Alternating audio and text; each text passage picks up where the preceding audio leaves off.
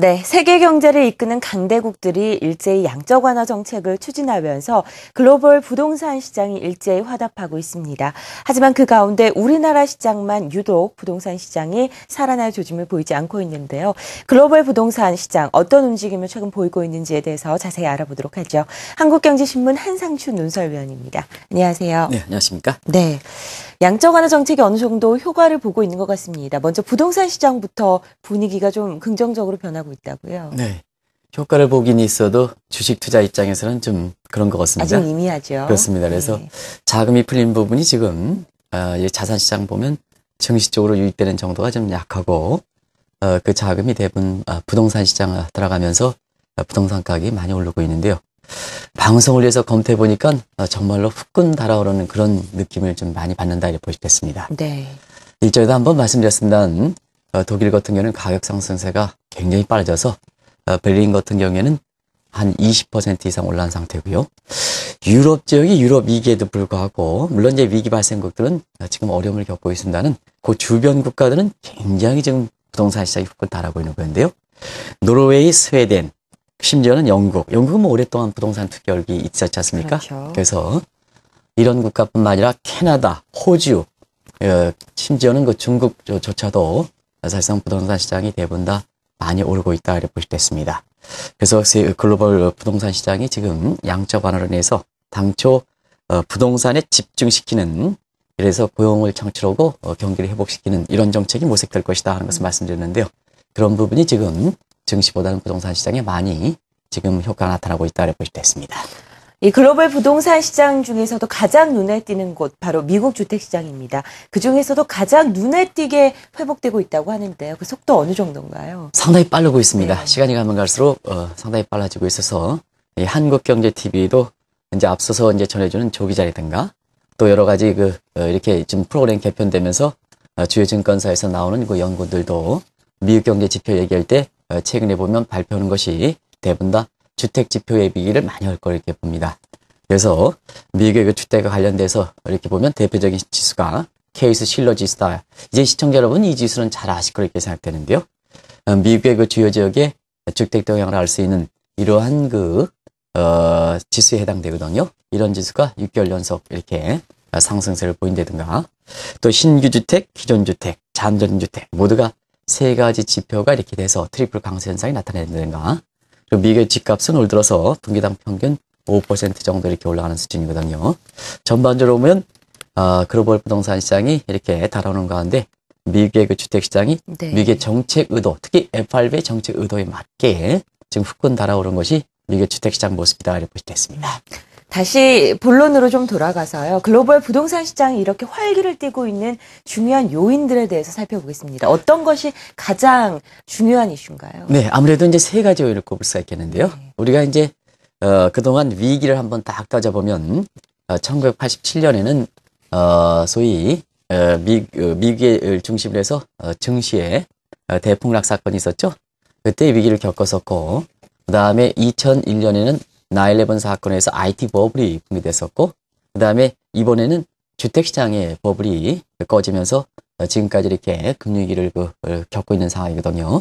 이런 각도에서는 이번의 위기는 역시 서프라임 모기지 사태를 이렇게 상징하듯 주택시장의 모습이거든요. 그만큼 네. 주택가격이 많이 떨어졌다는 얘기입니다. 이렇게 될 경우에는 가격이라는 것은 항상 제자리에 돌아오는 이런 모습을 띠기 때문에 가격이 많이 떨어졌을 때는 그만큼 투자 매력이 있는 거거든요. 그것을 이렇게 해서 투자하는 소위 체리피킹적인 소지가 있다 이렇게 보시면 되겠고요.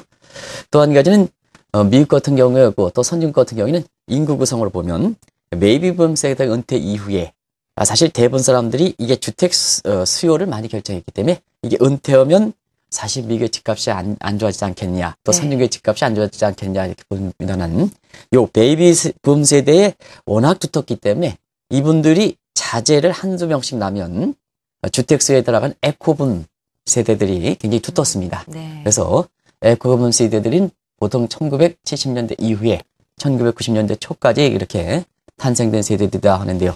이 사람들이 속속 주택시장의 매입에 가담하는 것도 주택 가격이 회복하는 용이다 이렇게 보겠습니다. 그리고 아무래도 역시 진행자께서 지적해 주셨습니다는 선진국의 유동성 공급을 통한 양적 완화 정책 일제에 취하는 것도 효과를 보고 있는 것이 아닌가 생각하고요. 또 한 가지는 세계 글로벌 부동산의 그 가격의 움직임의 지형도를 보면 영국, 노르웨이, 스웨덴 이런 또 노르웨이 자금들이 이렇게 가는 네. 이 국가들이 대부분 다 아주 시퍼렇게 나오고 있습니다. 지형도를 보면 여기에는 마찬가지로 이 최근에 브렌트유 가격이 굉장히 좀 높고 그 다음에 그동안 덜 캐냈던 노르웨이가 가격이 높은 상태에서 굉장히 유전을 개발에 나섬에 따라서 지금 노르웨이 국부펀드를 비롯해서 일전에 한번 말씀드렸습니다만 노르웨이 자금이 생소한 노르웨이 자금이 한국 국제시장에 많이 유입되고 있다. 채권 시장에 많이 유입되고 있다는 것을 특집으로 전해드린 적이 있습니다는 이 노르웨이 자금들이 어디로 가느냐에 따라서 사실상 부동산 시장이 후끈 달아오는데요. 이 자금의 규모가 늘어나는 것도 지금 글로벌 부동산 시장이 올라가는 요인이다 이렇게 볼 수 있습니다. 네, 여러 가지 주택 시장이 회복되는데 기인한 요인들을 좀 살펴봤는데요. 그 중에서도 가장 큰 부분을 차지하는 것이 바로 선진국의 양적 완화 정책이겠죠. 네, 아무래도 그렇죠. 지금 이제 자금 풀린 규모로 보면 네. 중앙은행의 본원 통화 관련된 그림을 이렇게 그려보면 상당히 본원 통화의 양이 증가하는 모습을 나타나고 있습니다. 소위 하이 파워리더 원인데요. 신용 창출의 가장 기저가 되는 저수 효과라는 자금이다 이렇게 볼 수 있습니다. 그만큼 양적 완화 정책을 통해서 선진국들의 그 자금 공급을 단적으로 보여주는 지표다 이렇게 볼 수 있겠는데요. 뭐 아시겠습니다만 이 내용은 워낙 많은 사람들이 얘기하기 때문에 간단 제목만 말씀드리겠습니다. 네. 미국의 무기한 양적 완화 정책, 그 다음에 자금의 풀린 여부와 관계없이 심리적 개선 효과가 큰 드라기 정제의 드라기 패키지 일환으로서 무제한 국채 매입.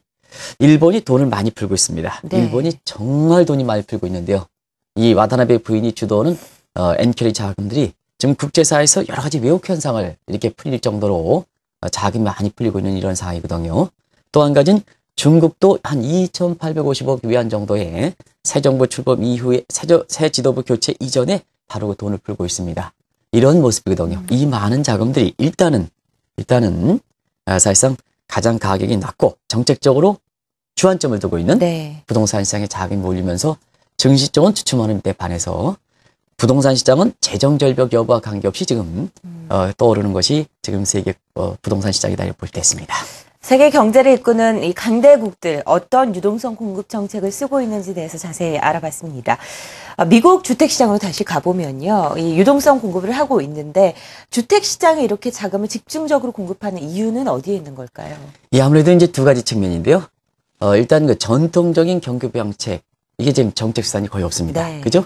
우리가 한번 시청자 여러분 지금 미국 경기가 추가적으로 상승하고 또 선진국들이 추가적으로 경기를 부양하기 위해서는 전통적인 경기 부양선이 거의 없습니다. 재정 지출 더 이상 어렵죠? 그리고 금리나 더 이상 어렵습니다. 그런 측면에서는 왜 나중에 많은 부작용이 있는데도 불구하고 돈을 풀어댈까 하는 측면에서는 역시 지금의 추가 경기 부양, 특히 체감 경기 개선을 위해서 고용 증대가 상당히 중요한데요. 네. 그런 측면에서는 부동산 시장, 주택 시장이 가장 큰 효과를 볼 수가 있다는 얘기입니다. 그래서 부동산에 집중된 양적 완화 정책을 추진하는 것이 지금 세계 부동산 시장을 올라가는 요인이다 이렇게 볼 수 있는데요. 사실 그렇습니다. 이 부동산 가격이 올라가면 시청자 여러분의 개인들의 하우스홀드, 개인들의 자산에서 자산 가격이 올라갑니다. 그러면 이제 자산 소득이 올라가면 임금 소득의 다른 점은 자산 소득은 불로소득 성격을 갖고 있기 때문에 이 Y-C, 즉 소비 성향이 높거든요. 그러면 그만큼 민간 소비가 증가하고 민간 소비는 GDP의 총수 항목을 기여도해서 대부분 국가들이 60에서 70% 차지하다 보니까 결국 경기 회복되고 고용이 회복된다는 얘기거든요. 네. 일례로 전임 엘렌 그랜스퍼 같은 경우에는 여러 가지 방법에 의해서 미국의 그 집값에 따른 자산소득 효과, 이건 경기 회복 정도다 이렇게 보시면 되겠는데요. 이 회복 정도가 주식보다는 3배 이상 높은 거로 나오고 있습니다. 네. 이 한국의 환금성이 강한 아파트 가격 변동에 따라서 경기 회복 정도도 우리라도 높게 나오는 상황이거든요. 이런 자산소득 효과가 다른 어떠한 자산시장보다 높게 나오기 때문에 지금 경제정책 수단이 상당히 제약된 상태에서 그쪽 부분에 네. 이렇게 나중에 부작용과 관계없이 강하게 드라이브 시키는 이런 모습이 이렇게 양적 완화 정책을 추진해도 주택시장에 초점을 맞추는 정책을 추진하는 것이 최근에 부동산 시장이 올라가는 요인이다 이렇게 볼 수 있습니다. 사실 금융위기 때를 비교해보면 주식시장은 그 전 수준으로 많이 회귀를 했는데 부동산 시장은 아직도 그 가격대로 못 올라온 게 사실이거든요. 그만큼 효과를 많이 볼 수 있기 때문에 주택시장으로 자금 집중되는 이유도 있는 것 같습니다. 이런 글로벌 분위기와는 발을 못 맞추고 있는 곳이 바로 우리나라입니다. 부동산 시장 좀처럼 회복이 되지 않고 있죠. 네, 최근에는 이제 사실 정부의 그 9월 달에 그 대책에 의해서 재건축이라든가 이런 부분에 좀 활기를 띠던 부분이 다시 좀 들어가고 있다 그래요. 네. 그래서 한국경제신문이 이렇게 저체 조사한 거 보면 서울 아파트 가격이 46주 연속 하락세를 보이고 있다는 것이 어제 그 큰 기사로 나갔었는데요. 네. 사실 최근에 보면 세계적인 부동산의 회복세 관리, 한국은 이상하게도 이렇게 가격이 상당히 주춤하고 오히려 지금 상태에서는 하락세가 지속되는 상태에서 앞날도 불투명한 것이 지금의 한국의 모습이다 이렇게 보시됐습니다. 그러면 세계 부동산 시장이 올라가는 요인에 따져서 그걸 그대로 적용해 보면 일단은 한국은 체리피킹 요소가 그렇게 많지는 않습니다. 가격이 많이 떨어지지만 아직도 계층별로 보면은 가격이 여전히 높다 이렇게 생각하는 사람 많거든요. 그런 측면에서는 선진국의 가장 주택 가격 회복에 결정적 요인을 작용하고 있는 체리피킹 요소가 아직까지 없다는 것을 말씀드리고요. 그다음에 우리도 베이비붐 세대 이후에 그 위에 에코붐 세대 같은 것이 받쳐지지 못하고 있습니다. 출산율의 지속적인 하락 이런 문제 때문에 그래서 인구 통계학적 관점에서 주택의 베이비붐 세대를 대체할 수 있는 이런 에코붐 세대라든가 이런 후발 그 계층들의 이렇게 세력이 두텁지 못하다는 점. 네. 그리고 또 한 가지 따지면 물론 여러 가지 평가가 있을 수가 있겠습니다는 사실 선진국들이 적극적 역할을 하는 데 비해서 한국은행 같은 경우에는 사실 여러 가지 경기 대책이라든가 이런 측면에서 좀 소극적으로 대응하는 게 아닌가 이런 것이 원인으로 작용하고 있는데요. 아무튼 간에 세계 부동산 시장이 상승하는 요인을 볼 때는 한국이 상당 부분은 그 요인과 이렇게 격리되어 있는 상태이기 때문에 우리의 부동산 시장도 이렇게 상당히 주춤한다 하는 이런 쪽으로 분석하는 시각 이런 것이 있는데요. 왜 그러냐면 부동산 시장도 역시 글로벌 추세라는 얘기입니다. 글로벌 추세에서는 역시 정책도 동조해야 되고 플레이어들도 동조해야 되고 제도도 동조해야 되고 이런 측면이 나타나는데요.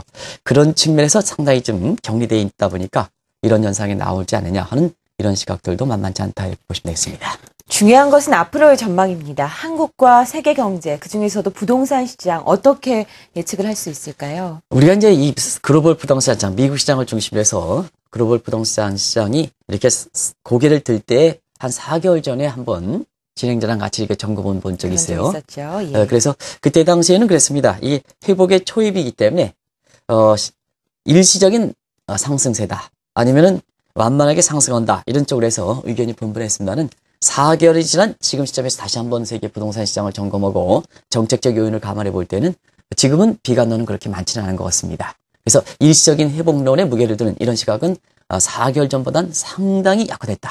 그만큼 뭐냐? 세계 부동산 시장에 이렇게 지금 앞날에 대해서는 좀 밝게 보는 시각들이 상당히 많다 하는 것을 단적으로 보여주는데요.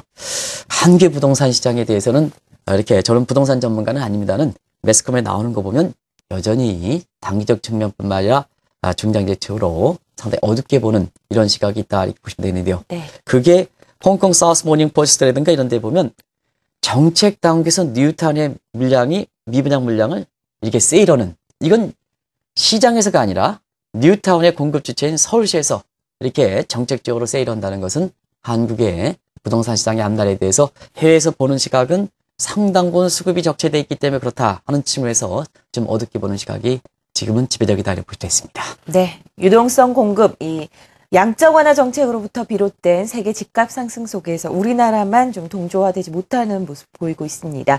세계 집값 상승 어떤 이유에서 촉발이 됐는지 그리고 앞으로의 전망까지 자세히 들어봤습니다. 한국경제신문 한상춘 논설위원이었습니다. 말씀 고맙습니다. 네, 고맙습니다.